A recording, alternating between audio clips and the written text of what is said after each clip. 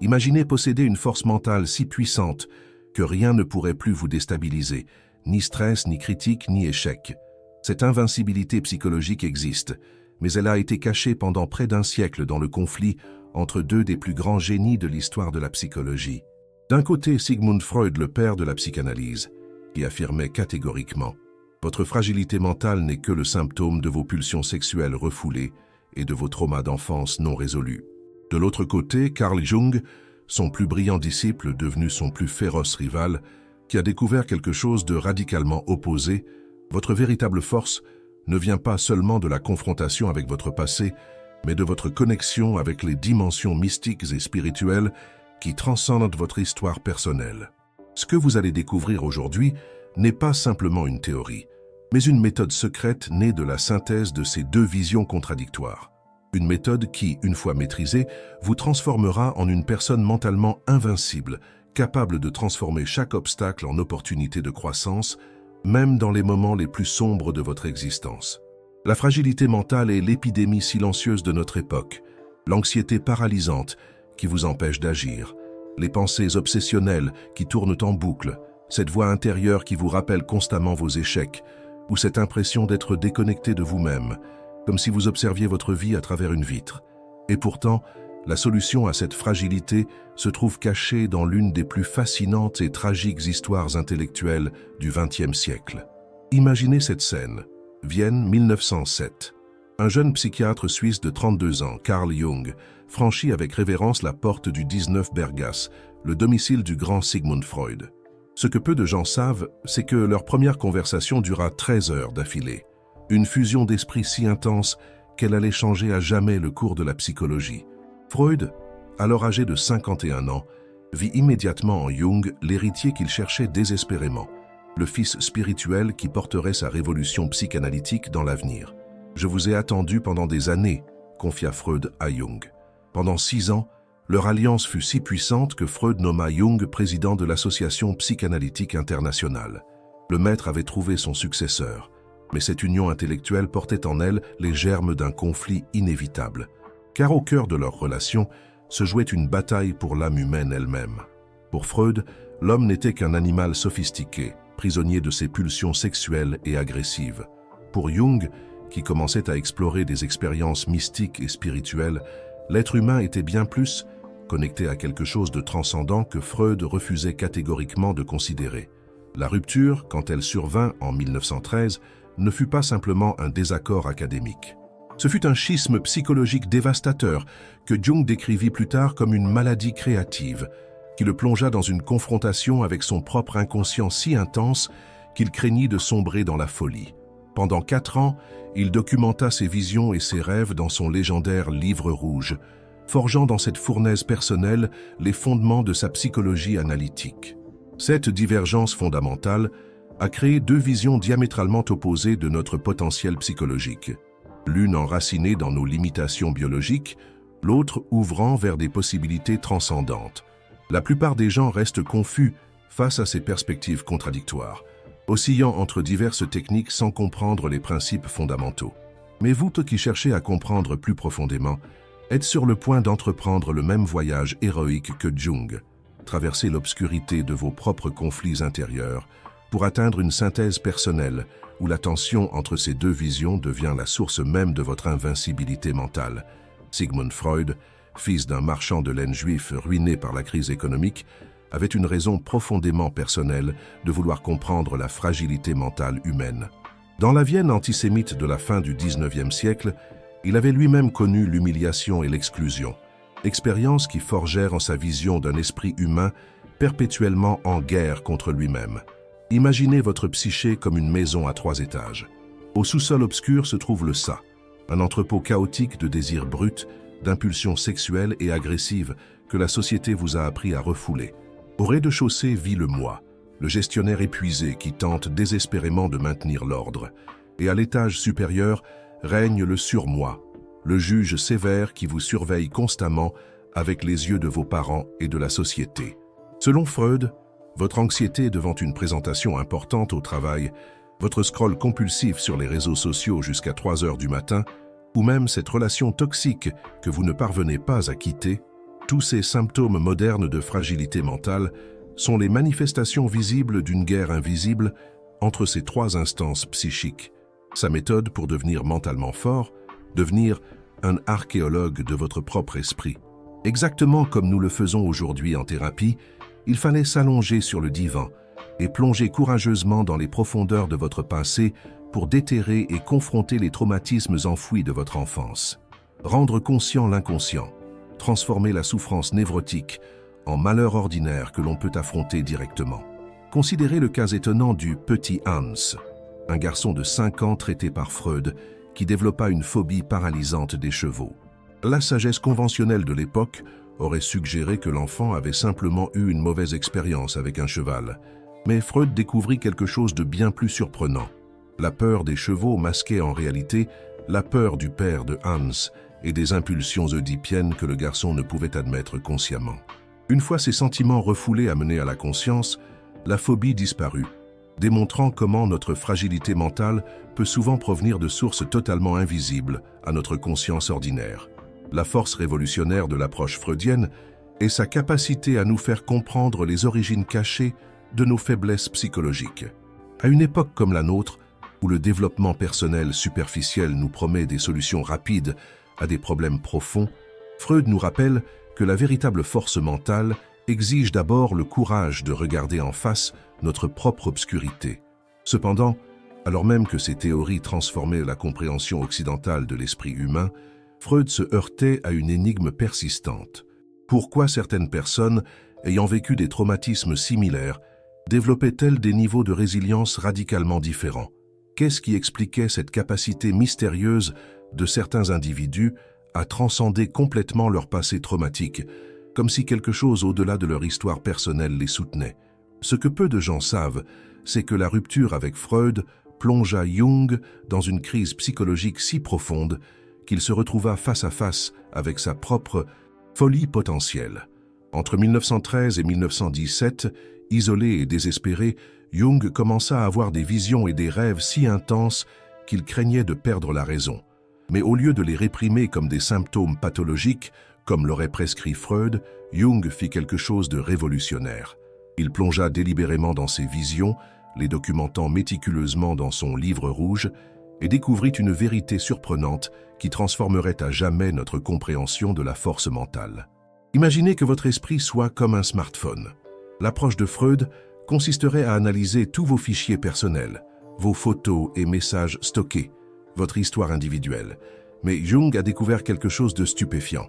Votre téléphone psychique est connecté à un mystérieux cloud ancestral, l'inconscient collectif, contenant des applications préinstallées, les archétypes, partagés par toute l'humanité depuis des millénaires. Ces archétypes, le héros qui affronte l'adversité, l'ombre qui contient nos aspects refoulés, l'anima, animus, qui représente notre contrepartie psychique opposée, le sage qui guide notre évolution, ne sont pas de simples concepts théoriques. Ils sont les forces vitales qui façonnent notre expérience de la vie moderne, influençant tout, de nos choix de carrière à nos attirances amoureuses, de nos réactions face à l'échec à notre quête existentielle dans un monde de plus en plus dépourvu de sens. Considérez le phénomène moderne du burn-out professionnel. L'approche freudienne traditionnelle pourrait l'attribuer à des patterns d'autodestruction enracinés dans votre enfance. Mais Jung nous offre une perspective étonnamment différente et contre-intuitive. Le burn-out pourrait être une manifestation de ce qu'il appelait l'appel à l'individuation. Votre psyché vous forçant à abandonner une existence inauthentique pour découvrir votre véritable vocation. Ce qui semble être une faiblesse devient alors le portail vers une force plus profonde. En 2019, une étude fascinante sur des survivants de traumatismes sévères a révélé que ceux qui parvenaient à intégrer leur expérience dans un récit plus large, connecté à des thèmes universels humains, précisément ce que Jung préconisait, montraient des taux de rétablissement significativement plus élevés que ceux qui se concentraient uniquement sur le traitement de leur trauma individuel. Pour Jung, l'invincibilité mentale ne vient pas seulement de la compréhension de nos blessures personnelles, mais de notre capacité à nous connecter à ces forces archétypales plus profondes. Dans notre monde hyper connecté mais spirituellement affamé, où l'anxiété et la dépression atteignent des niveaux épidémiques, la vision de Jung résonne avec une pertinence troublante. Le processus d'individuation qu'il a découvert, ce chemin vers la totalité psychologique, ne consiste pas à éliminer nos parties négatives, comme le suggèrent tant d'approches modernes de développement personnel. Il s'agit plutôt d'intégrer tous les aspects de nous-mêmes, même les plus sombres, dans une totalité dynamique et équilibrée. C'est cette intégration qui nous rend véritablement invincibles, capables de naviguer les tempêtes de la vie moderne avec une boussole intérieure inébranlable. Nous commençons maintenant à percevoir comment ces deux visions, loin d'être simplement contradictoires, révèlent différentes dimensions d'une même réalité psychologique, comme si Freud nous avait donné la carte des terres connues, tandis que Jung nous invitait à explorer l'océan infini au-delà. Ce que l'histoire officielle de la psychologie nous a caché, c'est que vers la fin de sa vie, Freud lui-même commençait à reconnaître les limites de sa vision purement matérialiste. Et de son côté, Jung n'a jamais complètement abandonné l'importance fondamentale de l'analyse des traumas personnels. Cette convergence tardive suggère une vérité révolutionnaire. Ces deux géants n'étaient pas opposés mais complémentaires, comme si chacun avait saisi une moitié essentielle de la carte de l'invincibilité mentale. Cette synthèse représente l'évolution naturelle de notre compréhension de la psyché humaine, non pas un compromis artificiel, mais une intégration organique qui émerge de décennies de recherche et de pratiques cliniques. La neuropsychologie moderne confirme cette convergence. Notre cerveau fonctionne simultanément à différents niveaux, des circuits primitifs de survie, freudiens, aux réseaux de sens et de transcendance, jungiens. Prenons le cas de Marie, une cadre supérieure souffrant d'attaques de panique dévastatrices avant chaque présentation importante. L'approche purement freudienne identifierait ces attaques comme la manifestation d'un conflit inconscient lié à l'autorité paternelle et au jugement. L'approche purement jungienne les interpréterait comme l'expression d'un déséquilibre archétypal, peut-être une persona professionnelle trop rigide déconnectée du soi authentique. Séparément, ces interprétations offrent des insights précieux mais incomplets. Mais que se passe-t-il lorsque nous combinons la profondeur de Freud avec l'amplitude de Jung? Marie découvre alors que ces attaques de panique sont effectivement enracinées dans des expériences d'humiliation infantile, analyse freudienne, mais que leur persistance et leur intensité s'expliquent par le fait qu'elles activent l'archétype universel du jugement final, perspective jungienne. Sa guérison nécessite donc à la fois la résolution de son trauma spécifique, et la réintégration consciente de cet archétype dans sa vie professionnelle. Cette approche intégrée résout une énigme que ni Freud ni Jung ne pouvaient expliquer isolément. Pourquoi certaines personnes restent bloquées malgré une compréhension intellectuelle parfaite de leur trauma? Et pourquoi d'autres échouent à maintenir leur transformation malgré des expériences spirituelles profondes? L'invincibilité mentale véritable n'émerge ni de la seule dissolution des complexes freudiens, ni de la seule connexion aux archétypes jungiens, mais de l'intégration dynamique des deux dimensions. Comme l'explique le psychiatre contemporain Iain McGilchrist, nous avons besoin à la fois de l'hémisphère gauche analytique, freudien, et de l'hémisphère droit intégratif, jungien, pour appréhender pleinement la réalité. Certaines contradictions fondamentales demeurent, bien sûr. Freud ne renoncerait jamais complètement à son matérialisme, et Jung ne réduirait jamais l'esprit humain à ses composantes biologiques. Mais c'est précisément cette tension créative qui rend leur synthèse si puissante. Comme tout paradoxe profond, elle nous invite à dépasser la pensée binaire pour atteindre un niveau de compréhension supérieur. Si vous avez toujours senti qu'il y avait quelque chose de plus profond dans votre lutte pour la force mentale, ces deux maîtres confirmeraient aujourd'hui votre intuition. Vos vulnérabilités ne sont pas simplement des défauts à corriger selon Freud, ni des messages cryptés de votre inconscient selon Jung, mais des portails vers une compréhension plus complexe et intégrée de vous-même. La Review, la méthode secrète de Jung et Freud, pour devenir mentalement invincible. Voici une méthode en 4 étapes qui intègre les insights les plus puissants de Freud et Jung pour développer une invincibilité mentale authentique. Étape 1. Confrontation consciente. Freud nous enseigne à identifier et à nommer nos défenses psychologiques, ces mécanismes qui nous empêchent de faire face à nos peurs profondes.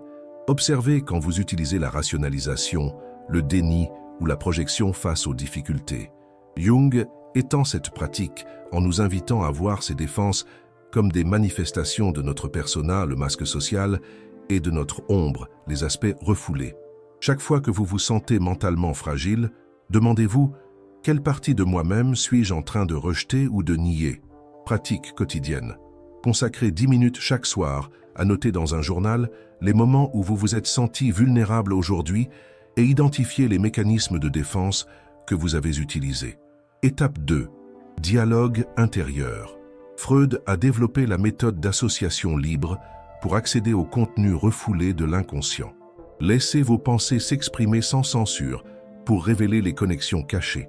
Jung a transformé cette technique en imagination active, un dialogue conscient avec les différentes parties de votre psyché.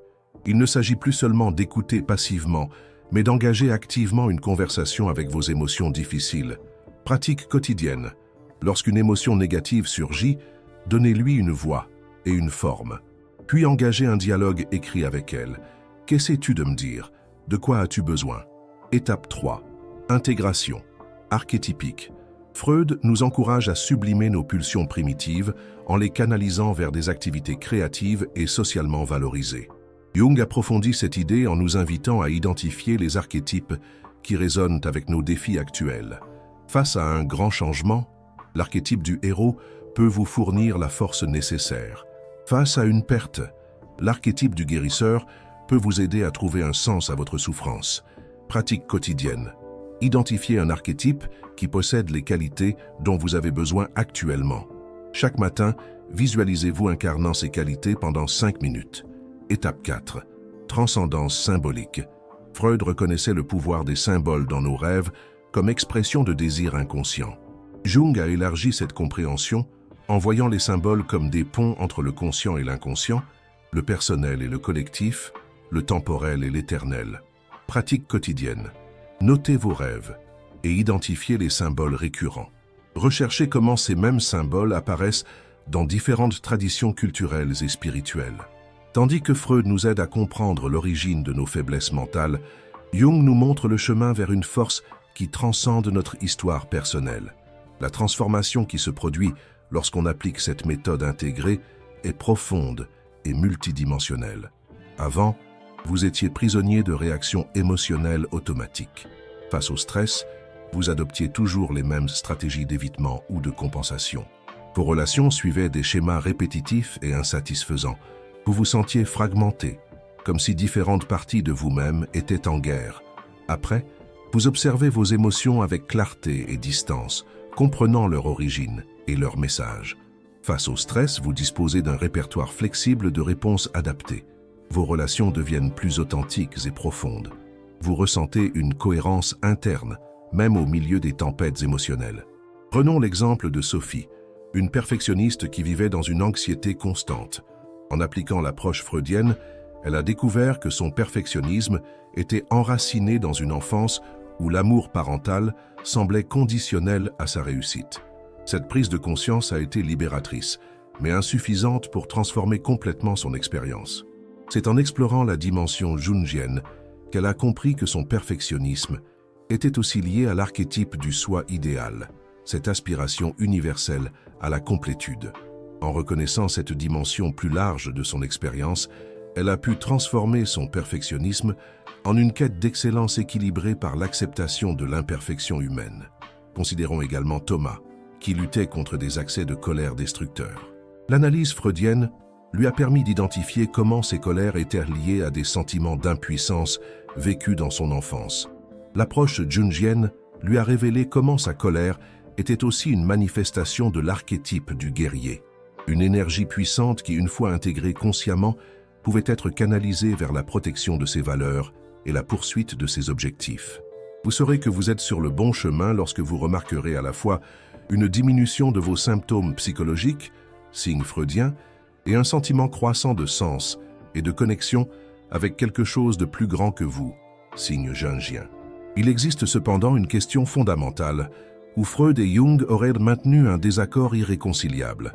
Quelle est la nature ultime de la psyché humaine et de sa résilience? Pour Freud, l'esprit humain reste fondamentalement un phénomène biologique, déterminé par nos pulsions et nos expériences précoces. La résilience mentale est essentiellement une question d'adaptation réussie aux contraintes de la réalité. Pour Jung, La psyché humaine est une réalité en soi, irréductible à la biologie, et connectée à une dimension collective et potentiellement spirituelle. La véritable invincibilité mentale émerge lorsque nous alignons notre conscience individuelle avec cette dimension plus profonde et universelle de l'existence. Cette divergence persiste parce qu'elle touche à des questions fondamentales sur la nature de la conscience et notre place dans l'univers. Est-ce que notre résilience provient uniquement de l'intégration de notre histoire personnelle, ou existe-t-il des sources de force au-delà de notre expérience individuelle? Bien que les deux perspectives offrent des insights précieux, l'approche jungienne semble offrir une vision plus complète en englobant à la fois les dimensions personnelles et transpersonnelles de l'expérience humaine. Elle reconnaît notre enracinement dans notre histoire individuelle, tout en nous connectant à quelque chose de plus grand. Cependant, c'est à vous de déterminer à travers votre propre expérience quelle approche résonne le plus avec votre vécu. Certains trouveront plus de force dans la lucidité rigoureuse de Freud face aux illusions, d'autres dans l'ouverture de Jung aux dimensions mystiques de l'existence. Le débat entre Jung et Freud continue jusqu'à aujourd'hui parce qu'il touche à quelque chose de fondamental sur qui nous sommes, des êtres biologiques limités par notre histoire ou des êtres spirituels capables de transcender nos conditionnements. Les visions de Jung et Freud, lorsqu'elles sont intégrées avec intelligence, nous offrent une compréhension extraordinairement complète du chemin vers l'invincibilité mentale. Freud nous donne les outils pour démanteler les structures psychologiques qui nous limitent, tandis que Jung nous montre comment construire une nouvelle relation avec nous-mêmes et avec le monde. Cette double perspective peut vous libérer du cycle de fragilité émotionnelle qui vous a peut-être accompagné pendant des années. En comprenant à la fois les racines personnelles de vos vulnérabilités et leur signification archétypique plus large, vous transformez ce qui était une source de faiblesse en une source de sagesse et de force. Imaginez comment serait votre vie si vous pouviez accéder à la fois à la lucidité implacable de Freud et à la vision expansive de Jung. Comment réagiriez-vous face aux défis qui vous paraissent insurmontables aujourd'hui? Quelle influence auriez-vous sur votre entourage simplement par la qualité de votre présence? Voici votre invitation à l'action. Commencez dès aujourd'hui par la pratique du dialogue intérieur. La prochaine fois qu'une émotion difficile surgira, au lieu de la fuir ou de vous y identifier complètement, engagez une conversation avec elle. Demandez-lui « Que cherches-tu à me montrer? Quelle est ta place dans le tableau plus large de ma vie ?» Cette simple pratique, poursuivie avec constance, peut devenir la porte d'entrée vers une transformation profonde de votre relation avec vous-même et avec le monde. Partagez dans les commentaires quelle perspective résonne le plus avec vous, celle de Jung, celle de Freud, ou peut-être l'intégration des deux. Votre expérience personnelle est une pièce précieuse de notre compréhension collective de ce que signifie être humain, avec toutes nos vulnérabilités et toute notre force potentielle.